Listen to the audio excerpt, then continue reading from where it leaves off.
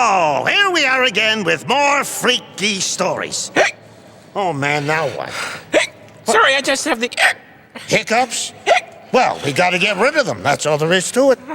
Yeah, I guess I'll introduce the first story. It's a... Yeah? Ah! Oh, I'll never get used to Maurice's face. This is a true story. It happened to a friend of mine. Little Marianne McGuire was the new girl at the school. Her mother moved around a lot looking for work, so Small Town High was Marianne's fourth school in 3 years. She arrived late on her first day of classes. Mrs. McCarthy, her homeroom teacher, warned her about tardiness. She'd let it go this time, but... Repeat offenders have to go to the office and visit Mr. Fowler. The other kids froze in their seats. Then she heard frightened whispers. Oh no, Mr. Fowler, not Mr. Fowler. Marianne got the feeling that something was wrong at Small Town High. At lunchtime the next day, one of the girls accidentally bumped Marianne, spilling her tray.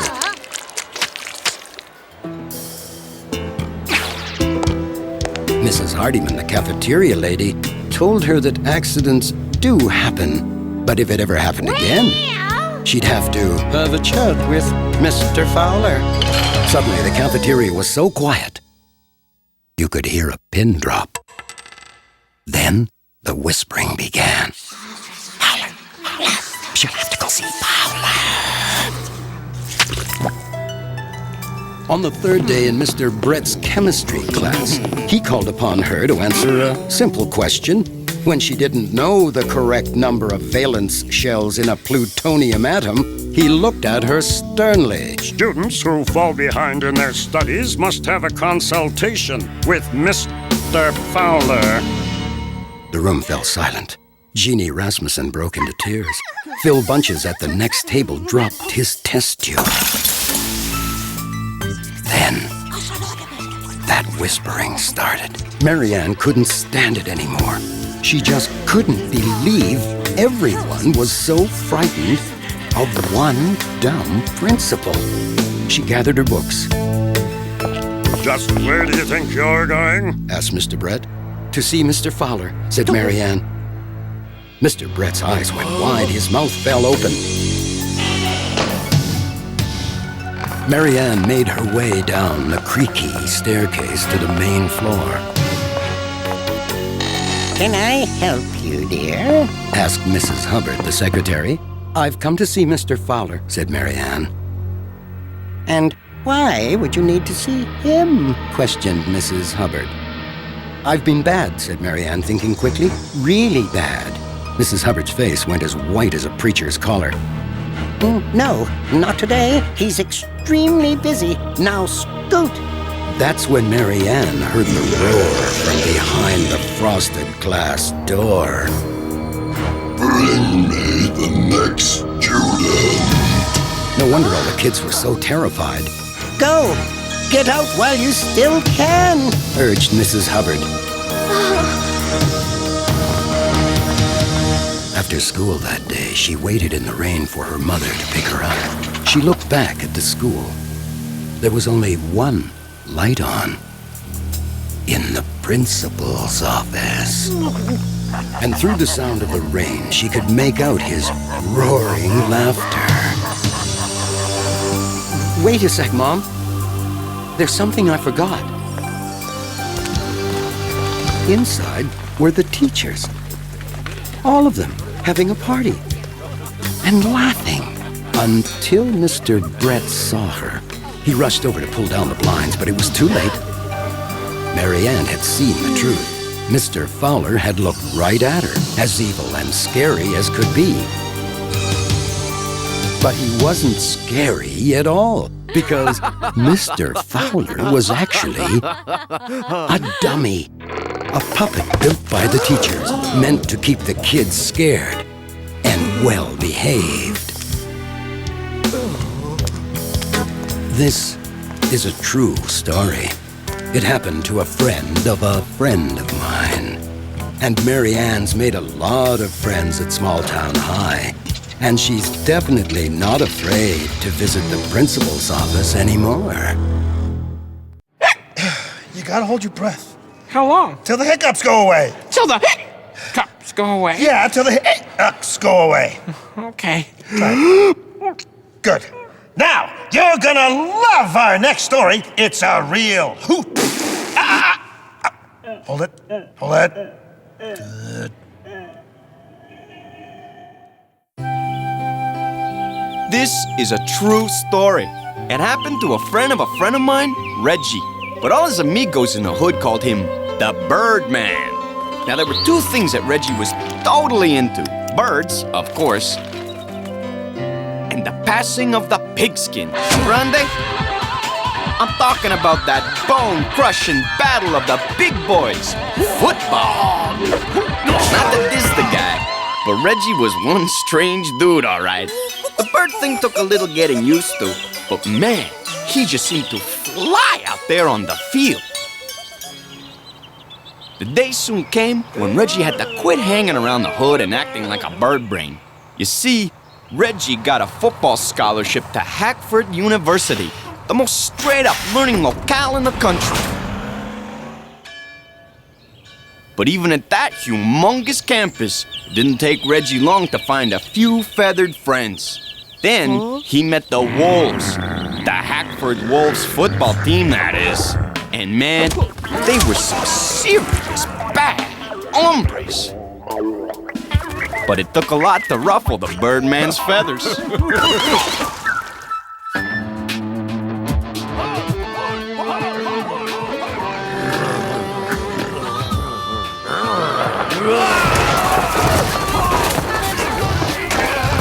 Still, the team had no intention of rolling out the red carpet for any weird new dude.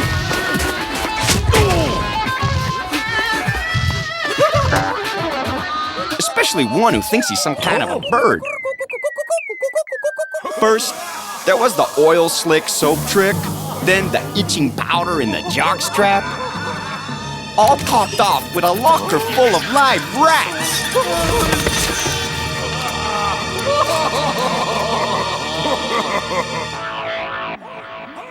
At practice, Reggie was far from soaring with the Eagles.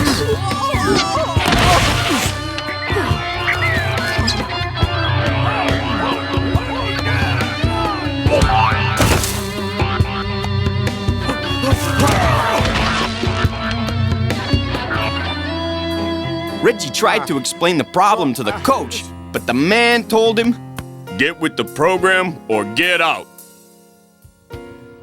That's when he heard Big Bubba telling the rest of the team they wouldn't have to worry about playing with that chicken neck bird brain at season opener.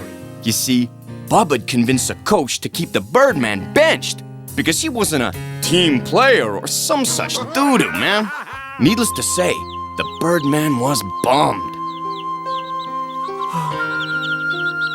But then, an idea hit him like a clothesline tackle.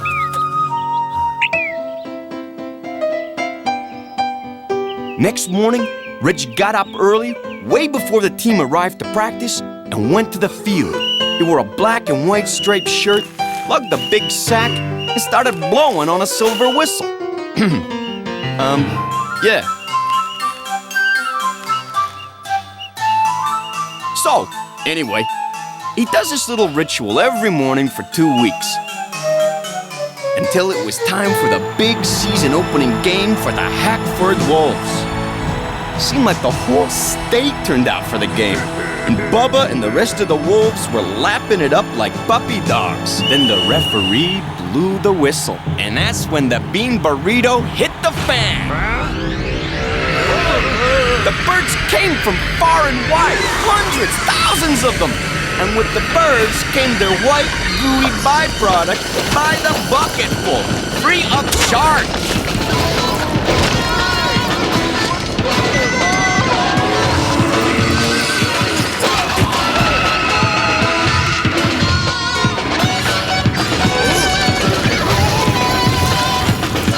And from that day forward, Bubba and the boys were the biggest joke of the entire state.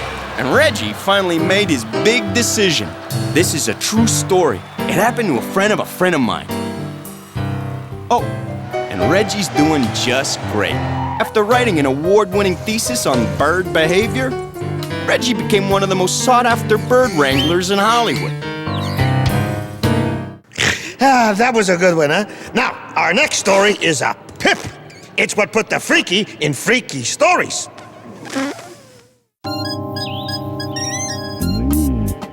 This is a true story. It happened to a friend of mine. Joey, a high school basketball star wannabe. Not that Joey wasn't a righteous ball player, just not the best. Not yet, anyway. But he had plans, and one of them was to score a scholarship to a big-name college and then go on to the pros, where he'd become rich and famous. Yep, Joey was ambitious. He tried to do everything right. He even went out with the right girl, Mindy, the head cheerleader.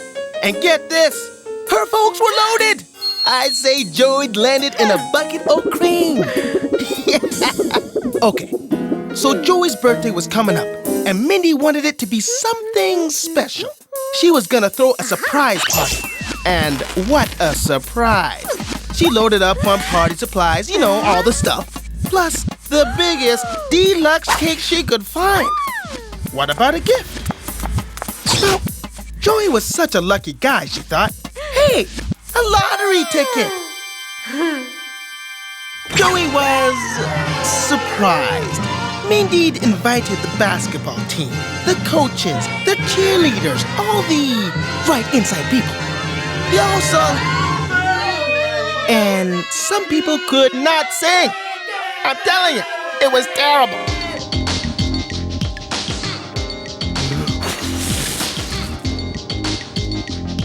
And as always, there were pretty girls fawning at him, as they do in the presence of greatness, according to Joey. He was soaking up all the attention, a man in his element. So Mindy figures it's about time for the big present. She moved in next to Joey and handed over the lottery ticket. Now, Joey, of course, was expecting something a little more extravagant, maybe. I mean, a lottery ticket? What's that set you back? Couple of bucks? So he just said, gee, thanks, Mindy. Tossed the ticket on the table, and then went back to flirting with the cute blonde that he'd been moving in on. Mindy didn't seem fazed at all. She picked up that ticket and then, being the perfect hostess that she was, wandered around chatting with all the guests. Being that the party was in full swing, no one was too interested in some nothing lottery show. That is, until the first 3 numbers matched the numbers on Joey's ticket. Then the next numbers were drawn, and they all matched. The last number was all that was left. Finally, Joey dragged himself away from the blonde and noticed what was going on the TV. The crowd watched the final ball tumble out of the machine, down the endless tubes, and into the little tray at the bottom. And the final number is 27. Joey snatched the ticket from Mindy and checked the numbers. Oh, I just won $23 million. I just won $23 million. Thanks, babe, he said to Mindy. But you know, I don't need you or your money anymore. I got my own. Yep, he was rich. Filthy, stinking rich. And as for all the 2-bit basketball players that like to hang around him, well, he didn't need them either. I don't even need to break a sweat for the rest of my life. Everyone looked stunned, except Mindy, who just smiled. Joey grabbed the blonde and said, I'm gonna claim my winnings and buy a new Porsche. Minnie didn't show any reaction, which was weird. But what she did next said it all. She walked over to the VCR and popped out the tape. She stepped away from the TV screen. It was the same host, but he'd drawn a different final number in the lottery. You just watched a tape version of last week's draw. Your ticket is for tonight, said Mindy. This is a true story. It happened to a friend of mine, Joy. And Mindy, well, I'm dating her now, and believe me, I don't look at any other girls. What? Where? Oh, yikes! I forgot! Maurice! Maurice, breathe! Come on, let it out! Your breath! It's like swamp gas! Oh. My breath isn't that bad, is it?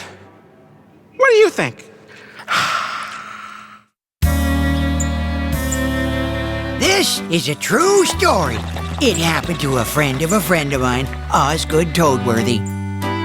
Now, when I was a lad, shortly after the earth cooled, Osgood was an old man who pretty much owned the entire town. He owned our only factory, our only bank, our only everything.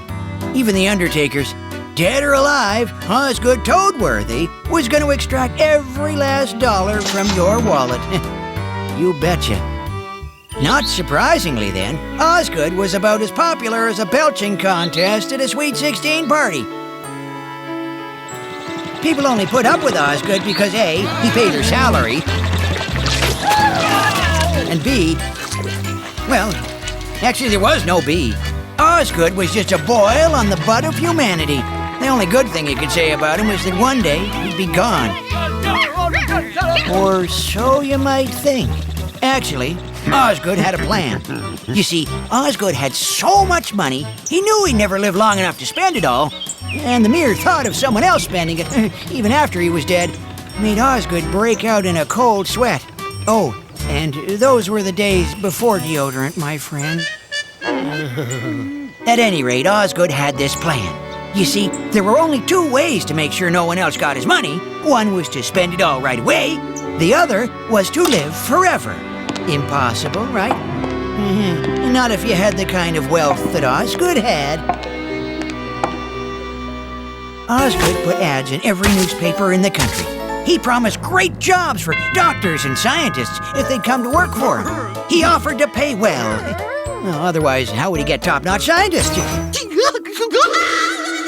What he didn't mention was that they had to work in his creepy fortress-like mansion. No one was allowed to leave until they discovered a way to make Osgood immortal. Working for Osgood in his mansion was like working for Attila the Hun in Frankenstein's lab. But okay, let's make a long story short.